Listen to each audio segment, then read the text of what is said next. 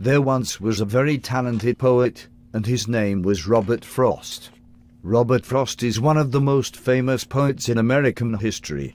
He lived over 50 years ago, but people still talk about his poetry today.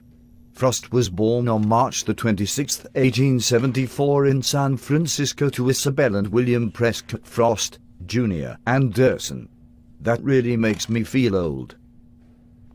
He grew up in Massachusetts after his father died of tuberculosis when Robert was 11 years old.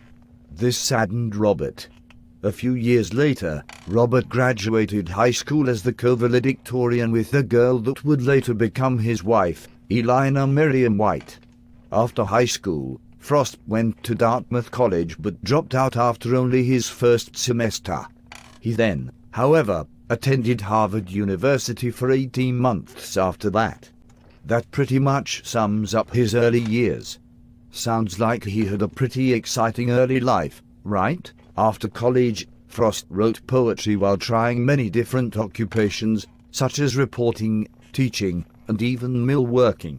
His poetry wasn't widely successful until his book North of Boston was published in 1914 while he was living with his family in England.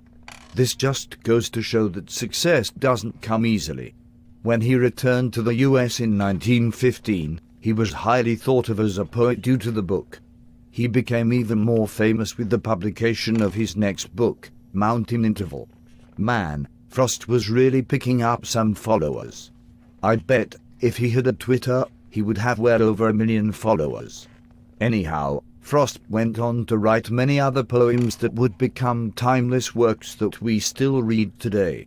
Whoever made that noise better not do it again, or he or she will find themselves in detention. Frost was so popular and respected that he recited one of his poems, The Gift, outright, at President John F. Kennedy's inauguration in 1961. Anderson. His life ended on January 29, 1963. Fagan. Mr. Frost was what one would call a poet and writer of the modernism writing style era. One modernism characteristic to be aware of is the focus on crisis and apocalyptic-type themes. These are common in modernism as the era was a period of war and change. Willock. Another characteristic of modernism is the use of simple language that carries a lot weight. This pretty much means that the author uses simple words with deep meanings to them. This style of literature often includes basic language that has much deeper meaning within. Willock.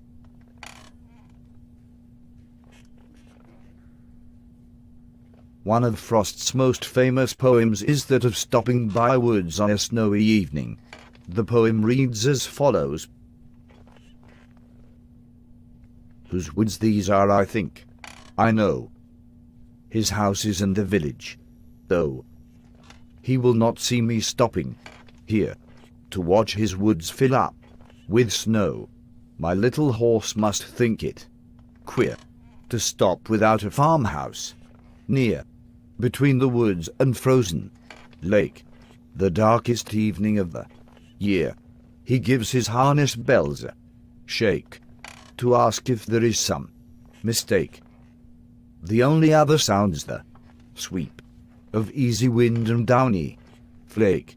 The woods are lovely, dark and deep, but I have promises to keep and miles to go before I sleep, and miles to go before I sleep. This poem has a lot of meaning, but let us wait a while longer until we dissect it down to the real cruxes that show us all of the uses of modernism in this particular poem. Tune in next time in the Posts video, which sadly is not yet complete. Bibliography: Anderson, George Parker, Robert Frost. Bloom's Literary Reference Online. Facts on file, ND Web. The 8th of April 2013. Fagan, Deirdre. Robert Frost. Bloom's Literary Reference Online. Facts on file, ND Web. The 8th of April 2013. Willock, Abbey. Modernism. Bloom's Literary Reference Online. Facts on file, ND Web. The 8th of April 2013.